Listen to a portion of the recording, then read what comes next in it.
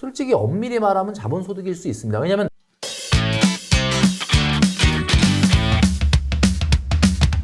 여러분 왜 250, 300을 벌기 때문에 1억을 모아야 되냐? 그래서 1억 모아야 된다. 애덤 스미스가 이런 말도 했습니다. 국부론에 보면 가난한 사람의 빈곤이라는 것은 금전적 빈곤이 아니라 열정의 빈곤이다. 이런 얘기를 했거든요. 순간 아멘 할 뻔했습니다. 아멘. 할렐루야. 세상에. 그러니까 금전적 빈곤 이전에 열정이 빈곤한 거예요. 여러분 열정적인 사람 멋있지 않습니까? 저는 그 열정을 지금 작가님께 보고 있습니다. 아, 그래요? 네. 열정적인 사람이 되려면 어떻게 해야 되느냐? 일단 열정적으로 행동하면 됩니다. 아니, 열정이 안 살아나는데 어떻게 열정적이 되냐? 먼저 열정적인 행동을 하세요. 그러면 없던 열정이 여러분 찾아갑니다. 그렇게 하셔야 돼요. 재테크 영상을 찍을 게 아니라 자기개발? 네, 자기개발과 최면이나 심리 뭐 이런 걸 해야 돼요. 정신 약간 이런 쪽으로 카메라를 계속 쳐다보다 보면 그렇게 되는 거예요. 다시 보시 한번 깊이 얘기를 나눠봐야 되겠다라는 생각도 들고. 그러니까 여러분들이 처음에는 기대 안 하셨겠지만 가장 진리가 될 수 있는 말씀을 또 해주셨어요. 네. 꼭 한번 대입을 해보시길 바라겠고. 네. 이거야말로 우문현답이 아닌가 싶습니다. 네. 그러면 1억 모으라고. 네, 1억 했잖아요. 모아라. 한때 이거 가지고 네티즌들 사이에서 그리고 전문가들 사이에서도 좀 갑론을박이 있었던 때가 있어요. 네네. 1억을 시드머니로 하고 투자를 해야 된다라는 쪽과 무슨 소리야, 돈 있을 때마다 조금씩 하는 게 투자지 라는 쪽인데 맞아요. 작가님께서는 그러면 일단 시드머니부터 확보하고 그 다음에 1억을 목표로 투자한다? 이거는 네. 새빨간 거짓말이죠. 제가 투자를 하지 말라는 게 아니라 투자는 필요합니다. 그런데 문제는 지금 사회 초년생들한테 그리고 4050 중에서도 일단 기본적인 종잣돈이 없는 분들한테 네. 기본적으로 1억을 모아야 된다라는 건 비행기가 이륙하는 거랑 비슷해. 비행기가 이륙해서 비행을 하려면 일단 상공 10km로 떠야 돼요. 네. 상공 10km까지 안 올라가면 비행을 못 해요. 상공 10km까지 올라가는 일은 선택의 문제가 아니에요. 반드시 주어진 시간 안에 상공 10km까지 가야 돼. 근데 이 문제를 빨리 가면 좋고 혹시 못 갈 수도 있고 이런 문제에 맡길 수 없습니다. 여러분들 1억을 만들라는 것은 되면 좋고 네. 아니면 말고의 문제가 아니라는 거죠. 그래서 주어진 시간 안에 반드시 변동성 없이 1억을 가기 위해서는 이 구간에서는 투자보다는 저축이 조금 더 비중을 높여서 해야 된다라는 말씀을 드린 거고요. 투자 당연히 해야죠. 이제 여기 지금 뭐 나온 것처럼 뭐 주식, 채권, 펀드, 뭐 ETF, 부동산 있는데 다 해야죠. 그러나 그러면 1억을 모았다. 나 모았다. 그러면 뭐 인플레이션이나 지금 경제 상황들은 약간 차치하고서라도 1억을 모았으면 그 다음에 투자를 어떻게 뭐 주식으로 합니까? 부동산으로 합니까? 뭐. 이게 앞으로 내일이 어떻게 될지 모르거든요. 네. 상황이. 그러니까 뭐 지금 그러면 앞으로 몇 년 후에 1억을 모으면 뭘 해? 네. 라고 하는 게 사실은 이게 상당히 어리석은 답이 될 수가 있어요. 그러니까 근데 이게 대부분의 사람들은 1억을 모으는 과정 중에 본인이 상당히 많은 걸 경험을 하게 되는데 네. 이런 거 있지 않습니까? 여러분 혹시 명품 가방을 적금 들어서 사시는 분 본 적 있습니까? 자동차를 막 3년 적금을 들어갖고 산다 이런 분 본 적 있습니까? 그런 분 없어요. 일단 지르고 나중에 갚자 이렇게 되잖아요. 네. 근데 어떤 분이 진짜 그래 나는 뭐 명품 가방을 가질 거야 뭐 자동차를 가질 거야 근데 적금을 들어서 하겠다 그러잖아요. 적금 들다 생각이 바뀌어요. 적금 만기쯤 다가오면 내가 이렇게 고생해서 번 거를 차 사지 말고 투자를 해야 되겠다. 이 생각이 든다는 건 뭐냐면 본인이 돈을 모으는 과정 중에 자연히 터득하게 되는 부분이 있어요. 내가 뭘 해야 되는지에 대한 부분. 여기엔 소비의 기쁨이 아니라 모아가는 기쁨이 모아서 더 크다. 이거를 자산을 증식하는 기쁨에 대한 경험이 생긴다. 그래서 저는 이렇게 얘기해요. 자본소득으로 가야지 근로소득만으로는 부자가 못 되지 않습니까? 그렇죠. 그러니까 우리 근로자분들도 어느 정도 자본을 만들어서 그 자본을 내가 혹시 잠을 자는 시간에도 내가 회사를 안 가도 그것이 돈을 벌 수 있는 구조를 만들려고 하는 거 아닙니까? 그 자본소득의 시드머니 씨앗이 1억이라는 얘기를 한 거고 네. 그럼 1억으로 할 수 있는 건 뭐가 있을까 한번 생각을 해볼게요. 자, 1억으로 할 수 있는 거 일단 결혼을 할 수가 있습니다. 예, 뭐 추천합니까?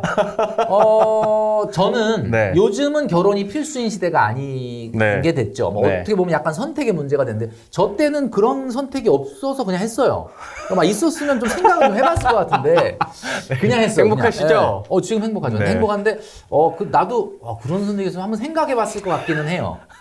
결혼을 꼭 해야 된다는 게 아니라 네. 확실히 1인 가구보다는 2인 가구가 훨씬 유리한 거는 맞거든요, 경제적으로. 네네. 그러니까 내가 만약에 좀 더 나는 부자로 경제적 안정으로 더 좋은 집 뭐 이런 거에 내가 살고 싶다면 아무래도 결혼이 좀 유리한 면은 있으니까 요즘 아무리 최소한 내가 내 자본 1억도 없는 상태로 결혼을 하기는 쉽지 않잖아요. 상대방 배우자도 1억, 나도 1억, 뭐 부모님이 도와주실 수 혹시 있으면은 좀 이렇게 해서 어떻게 출발이 되는데 뭐 1억도 안 모으고 뭐 결혼 이게 사실 잘 안 된단 말이에요. 그러니까 일단 최소한의 자본소득으로 넘어가는 것이 첫 번째 결혼을 할 수 있는 1억이다. 네. 그럼 이제 그렇게 얘기하면 마치 결혼이 자본소득이구나 이렇게 얘기하시는 분이 있는데 솔직히 엄밀히 말하면 자본소득일 수 있습니다. 왜냐하면 내가 휴직을 해도 상대 배우자는 회사를 나가기 때문에 네. 자본소득일 수 있다. 아, 이것도 투자 중에 하나군요. 뭐 투자까지는 아닌데 아니 내가 혼자 살아봐. 내가 휴직을 어떻게 해요? 아, 그렇죠. 내가 뭐 자기 개발을 한다, 뭐 네. 이렇게 한다고 휴직을 하면 배우자는 회사 갈 거 아닙니까? 네, 그러니까 이게 네. 자본소득이다. 두 번째는 1억으로 할 수 있는 게 청약을 할 수가 있어요. 청약. 청약. 뭐 청약 시장이 지금 굉장히 안 좋죠. 왜냐하면 주변 시세보다 싸게 분양을 한다 하더라도 지금 주변 시세가 집값이 많이 떨어지니까 네. 청약의 인기가 좀 시들해지고 금리도 높으니까 좀 부담스러운 면도 있지만 어쨌든 시세 차익이 좀 들어있는 새 아파트는 청약이거든요.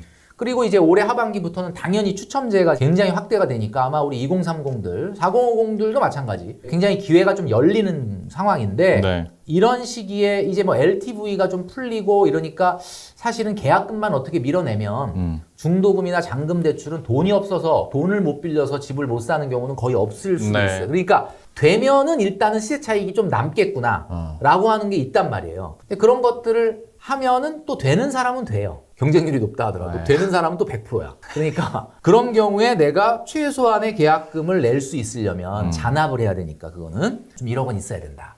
그리고 이제 또 하나는 갭 투자. 갭 투자. 최근에 집값이 좀 많이 다운되고 있는데 집값이 다운된다고 바로 전세가가 반영되지는 않는 경우가 많아서 전세가는 가만히 있는데 집값만 좀 떨어지면 갭이 줄어드는 거 아닙니까? 순간적으로. 이제 그런 거를 이용을 해서 여러분들이 혹시 부모님하고 같이 거주하고 있거나 거주에 대한 문제가 없다면 갭 투자를 하시려는 분들이 있단 말이에요. 지금은 조금 조정을 받고 있으나 언젠가는 다시 상승할 수 있을 거다라고 하는 입지에 갭 투자를 해놓는다라고 하더라도 뭐 최소한 1억은 뭐 있어야 명함을 내밀 거 아니겠습니까? 그렇죠. 네. 네. 그 다음에 많은 분들이 요즘 직장을 다니면서도 투잡을 하시는 분들이 많아요. 아, 그렇죠. 이걸 좀 사업을 하고 싶다. 사업을 하려고 그래도 1억은 있어야 또 뭐가 되지 않겠습니까? 네네. 그런 면에서 봤을 때 1억이라고 하는 것은 반드시 좀 달성을 해야 되지 않겠느냐 이런 생각을 하는 거죠. 1억을 우리가 목표로 하는 근본적인 이유도 얘기를 해주셨고 이후에 우리가 1억 이후에 다음 스텝을 어떻게 밟아갈지도 또 얘기를 맞습니다. 해주셨는데 예.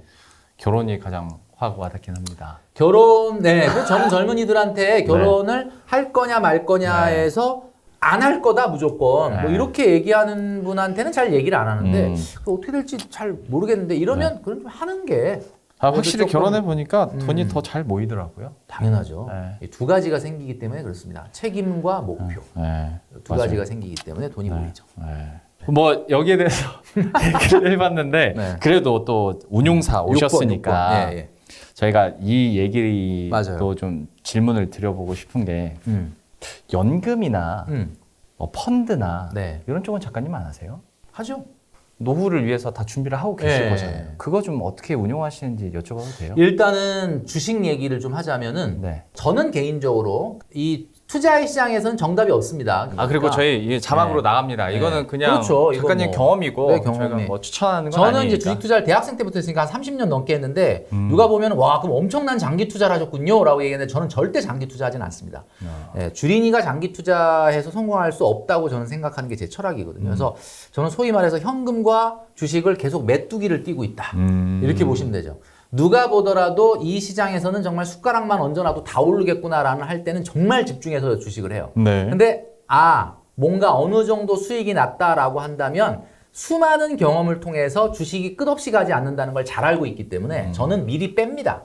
그래서 제가 작년 9월 달에 뭐 네. 경제신문 유튜브에 나가서 코스피가 3,160일 때 네. 고만해야 된다, 현금으로 바꿔야 된다, 2,400까지 떨어질 거다 이 얘기 했다가 댓글로 엄청 욕을 먹었거든요. 아유, 당연하죠. 3,160일 때 이런 소리를 하니 저 인간 좀 나오지 말게 하라 네. 이런 이야기를 들었는데 저는 그 전에 뺐어요. 전 분명히 해야 될 때와 하지 말아야 될 때를 구분해야 우리 주린이들이 살아남는다 네. 라고 생각을 하는 사람입니다.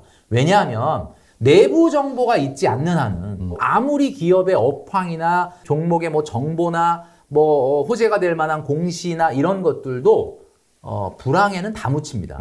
다 떨어지는 거거든요. 그렇기 때문에 일단 여러분들이 주식에 있어서는 아까 제가 말씀드렸던 것처럼 안전자산인 현금과 주식을 어느 정도 배분으로 가져갈 거냐 지금 상황에서는 네. 그런 어떤 전략적 분산을 먼저 하고 접근을 하시기를 바라고 네. 지금은 극도로 위험 자산을 조금 낮추고 안전 자산을 높여라 라는 이야기를 하고 싶은 거죠. 네.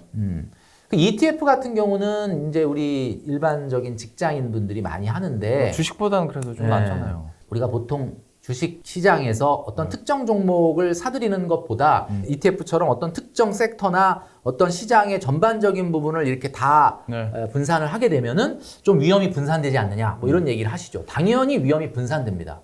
위험이 분산된다는 얘기는 뭐냐? 수익도 적어진다는 거죠. 네. 그러니까 우리가 주식 투자를 하는 사실 이유는 뭔가 수익을 내기 위해서죠. 위험을 감소하더라도. 근데 ETF는 위험을 좀 많이 감소시키는 대신에 수익도 조금 감소시키는 그쵸? 부분이 있기 네. 때문에 아까 제가 얘기했던 전략적 자산 배분의 어떤 키로 활용을 하시면 좋을 것 같아요. 그러니까 아까 얘기했던 것처럼 뭐 지금은 안전자산의 비중을 높이고 뭐 예를 들면 네. 70%, 네. 그 다음에 뭐 주식 자산을 30% 이렇게 가져갈 수도 있지만 네. 뭐 안전자산인 현금, 예금 같은 거 50%, 나머지는 ETF로 50% 한다든지 뭐 이런 식으로 활용할 수 있는 수단의 툴로서는 괜찮을 것 같다라는 생각은 하고요. 그러나 이제 아까도 말씀드렸던 것처럼 기본적으로 주식 시장에서는 현재와 같은 상황에서 너무 많은 비중을 가져가시지 않는 것이 좀 낫지 않겠는가라는 네. 생각이 들고 연금 이제 얘기가 나왔는데 네. 연금 같은 경우는